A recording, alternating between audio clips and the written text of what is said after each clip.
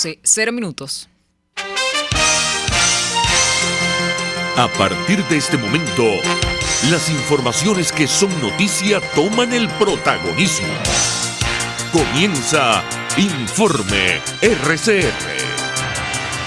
Muy buenas tardes, sean bienvenidos a este su Informe RCR en su emisión meridiana. Trabajaremos para ustedes en la Gerencia General de la Estación, Jaime Nestares, en la Gerencia de Producción, Wilix Arcaya, en la coordinación y producción de este espacio, Génesis Rodríguez y Mario Villarreal, en los controles Gregorio González y frente al micrófono Helen Machado. Recuerden que nos pueden seguir a través de nuestras distintas plataformas digitales, en Twitter, @RCR750, en nuestra página web rcr750.com, la radio que se ve, y en nuestro canal en YouTube, RCR750. 12:01. De inmediato comenzamos con las noticias más destacadas del momento. El ministro de Salud del régimen de Nicolás Maduro, Carlos Alvarado, prevé un aumento de números de casos de COVID-19 en Venezuela por la llegada desde hace semanas de la variante Omicron a nuestro país. El funcionario pidió a los ciudadanos acudir a los centros de vacunación, según el cronograma, para que se les aplique las dosis de refuerzo contra el coronavirus. Estamos en este momento con presencia de la Omicron en Venezuela, fundamentalmente en Miranda, Caracas y La Guaira. Esperamos que pueda haber un aumento de casos, así que la vacunación más que nunca es necesaria, tanto ponerse las 2 dosis iniciales como la vacunación de refuerzo, señaló el funcionario. Por su parte, el presidente de la Academia Nacional de Medicina de Venezuela, Enrique López Loyo, aseguró este martes que la cobertura vacunal contra el COVID-19 en el país supera el 70% solo en la población de más de 50 años y disminuye significativamente en el resto de los grupos poblacionales. En opinión del académico, la mejor estrategia para hacer frente a la variante Omicron en el territorio nacional es completar la inmunización de los grupos que están ausentes del proceso de vacunación contra el coronavirus. La población que está mejor ya cubierta es la que tiene por encima de 50 años y tiene una expectativa o tiene una definición de acuerdo a informaciones independientes por encima del 72% de vacunación. Hay una disminución significativa del porcentaje de vacunación en el resto de las edades, pero que rondan entre 35 y 40%. Es la información que nosotros tenemos. Ahora, la información oficial dista mucho de esta información extraoficial, pero existen áreas del país que todavía faltan por atención, están distribuidas en el sur de la República, en los llanos profundos, en la zona del delta del Orinoco y algunas áreas de población indígena que deben cubrirse con la vacunación, que son los que han tenido, de acuerdo a las dificultades para la distribución de la vacuna, un mayor retraso en este programa.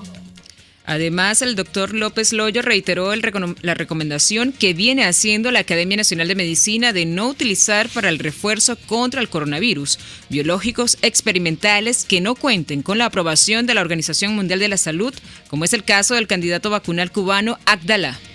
Nosotros hacemos un llamado a que este refuerzo sea adecuadamente llevado con formulaciones debidamente aprobadas por organismos internacionales como la Organización Mundial de la Salud, organismos regulatorios que traten de evitarse la utilización de formulaciones vacunales y si tienen entonces la intención de seguir usando estas formulaciones vacunales deberían presentar definitivamente las pruebas de fase 3. Esto le daría una mayor tranquilidad a la población y básicamente porque han anunciado que la van a utilizar también en población infantil. Nosotros ya a través de 8 comunicados hemos advertido lo fundamental de darle un curso, de cumplimiento a la norma sanitaria internacional con el uso de formulaciones debidamente aprobadas.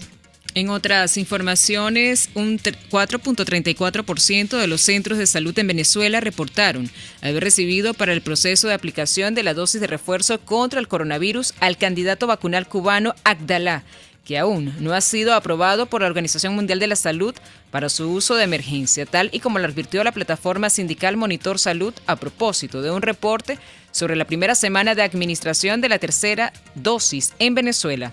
Según el informe de la organización, solo el 73% de los centros asistenciales encuestados recibieron dosis de refuerzo contra el COVID-19. Monitor Salud señaló que el 56.52% de los hospitales recibieron dosis de la vacuna china Sinopharm, mientras que el 39.13% recibió dosis de la Sputnik V. En el estado Carabobo, los educadores expresaron su disposición de retomar a las clases presenciales, pero con una contratación colectiva y salarios que se ajusten a las variaciones del índice de precios al consumidor. Tal y como lo aseguró el presidente del Sindicato de Educadores Regionales en la entidad, José Gregorio Medina. Los educadores se han visto en la necesidad de ir a trabajar de vigilantes, de trabajar de albañiles, maestras que están trabajando de amas de casa, para poder llevar el sustento a su hogar. Los educadores añoramos volver a nuestras aulas de clase, pero con una contratación digna, como la que hemos hecho las federaciones nacionales, y se metió ante la Inspectoría del Trabajo, en donde cada 3 meses se hace una revisión salarial para de esa forma permitir que el educador recupere su calidad de vida, porque en este momento son muy adversas las condiciones en cuales se ha hecho el llamado a clases presenciales. Se ha visto cada vez más el deterioro de las escuelas, escuelas sin luz, escuelas sin agua. Por su parte, en Lara, el magisterio exigió condiciones mínimas para volver a las aulas de manera presencial, tal y como lo aseguró Hilda Peña del Sindicato de Trabajadores de la Educación de la entidad.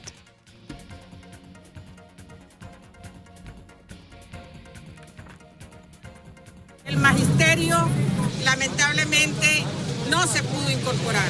Los educadores estatales porque no cobraron la quincena, y si no hay pago de quincena no hay trabajo. Y los educadores nacionales porque no hay condiciones para laborar. Si hoy se incorporó es ese 20% de las instituciones que tiene no la infraestructura en óptimas condiciones, pero medianamente se puede estar. Pero el 80% sigue con problemas, tiene muchas ganas de garantizar el derecho a la educación, pero el presidente y el gobernador le niegan el derecho a la educación a los niños, jóvenes y adolescentes. Entre tanto, Orlando Herrera, del Sindicato de Trabajadores Educacionales de Lara, advirtió que el sueldo de los docentes en Venezuela es el peor del mundo y el educador que mejor gana recibe solo $7 mensuales.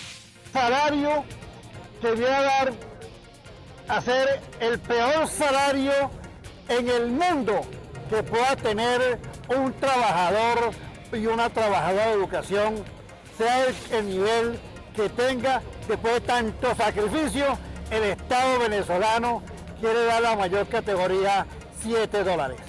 Yo quiero saber si el gobernador del Estado o cualquier funcionario es capaz de cambiar con nosotros lo que nosotros ganamos y que nosotros ganemos lo que ese funcionario gana.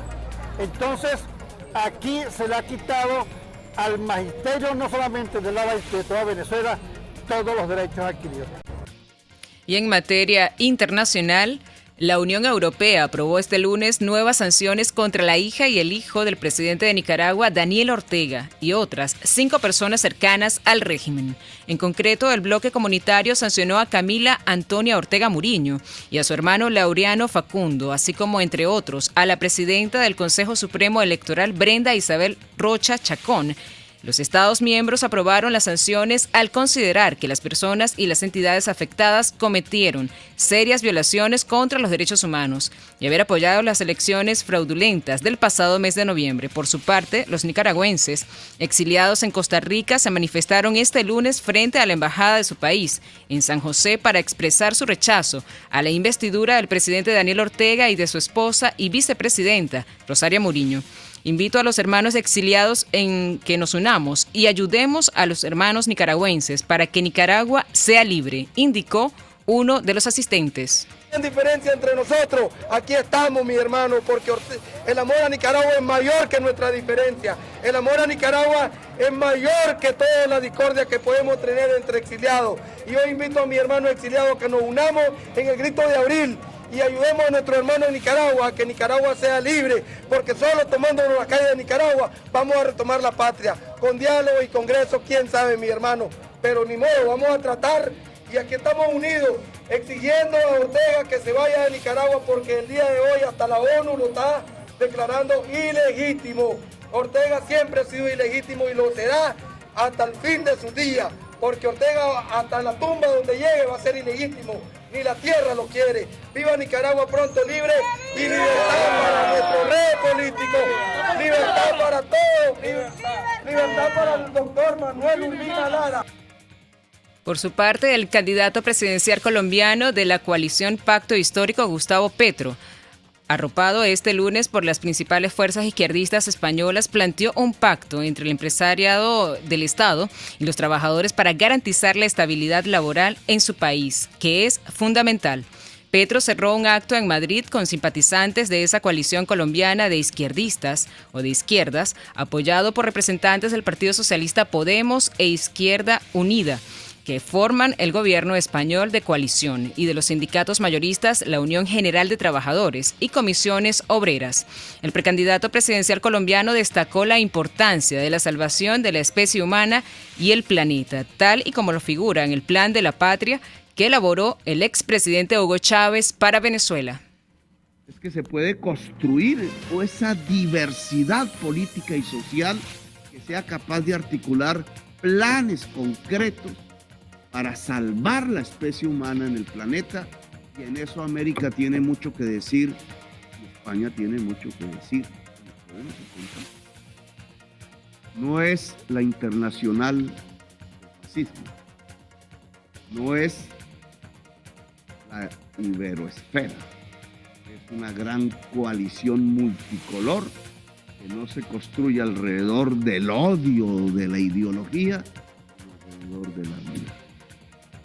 Y eso le propusimos al presidente del gobierno español, Pedro Sánchez. Y ahí terminamos nuestra agenda del día de hoy para llegar aquí a encontrarnos entre colombianos y colombianas. Entre tanto, el gobierno nipón anunció este martes nuevas medidas para hacer frente al repunte de contagios de COVID-19 y la expansión de la variante Omicron en el archipiélago, con énfasis en la suspensión de nuevos ingresos de extranjeros. Para hacer frente a esta sexta ola de contagios, Japón plantea además acelerar la inoculación de las dosis de refuerzo, que hasta el momento solo alcanzó un 0.6% de la población, equivalente al 43.699.000 dosis, según los últimos datos oficiales, frente al 78.4% con 2 dosis. El primer ministro nipón, Fumio Kishida, anunció que el gobierno abrirá nuevamente a un centro de vacunación masiva para administrar la tercera dosis a la población mayor y así acelerar, junto a las fuerzas de autodefensa niponas, la inoculación del resto de la población a partir de marzo. Por su parte, Italia introdujo nuevas restricciones para las personas que no están vacunadas contra el COVID-19 y que causan la mayoría de los problemas actuales en la península, según explicó el primer ministro Mario Draghi entre este lunes. Hasta el 31 de marzo será necesario presentar el certificado de vacunación completa para poder entrar a los restaurantes, hoteles y centros deportivos, así como autobuses, trenes, aviones y barcos. Las personas que han superado recientemente la enfermedad están exentas de estas restricciones. Para los no vacunados fueron adoptados debido al aumento de los contagios, incluso entre niños. Italia también introdujo la vacunación obligatoria para las personas mayores de 50 años la semana pasada, una medida que generó muchas interrogantes. Y con esta información de materia internacional pasamos a materia económica. Las economías emergentes deben prepararse para posibles tiempos difíciles cuando la Reserva Federal estadounidense suba sus tasas de interés, un contexto al que se suma la desaceleración económica por la variante Omicron del coronavirus, advirtió el lunes el Fondo Monetario Internacional. El fondo, que publicará previsiones económicas actualizadas el 25 de enero, indicó que por el momento continuarán con la recuperación económica tras la pandemia de este año y el próximo, pero los riesgos para el creciente siguen elevados debido a una pandemia que se recrudece obstinadamente, indicaron los economistas Stephen Dashun y Kenny Kahn. En una entrada de blog, los precios internacionales del petróleo ganaban terreno en horas del mediodía. El WTI de referencia en Estados Unidos se cotizaba en $79.27 el barril, mientras que el Brent de referencia en Europa se ubicaba en $81.80 el barril. Y en materia deportiva, La primera ministra de Serbia, Ana Brnabić, pidió a su homólogo australiano Scott Morrison un trato justo y de respeto a los derechos del tenista Novak Djokovic, que todavía puede ser expulsado de Australia a pesar de su dicha victoria judicial. Según el comunicado emitido hacia la medianoche pasada en una conversación telefónica, Brnabić recalcó que la importancia de las condiciones para que el entrenamiento y preparativos físicos del tenista sean acorde a dicho torneo. Así finalizamos este segundo compacto informativo del día de hoy. Los invitamos para que sigan con más de la programación de su RCR.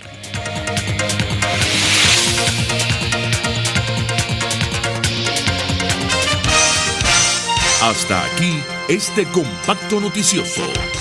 Manténgase en nuestra sintonía, porque estaremos informándole de la noticia al momento de producirse.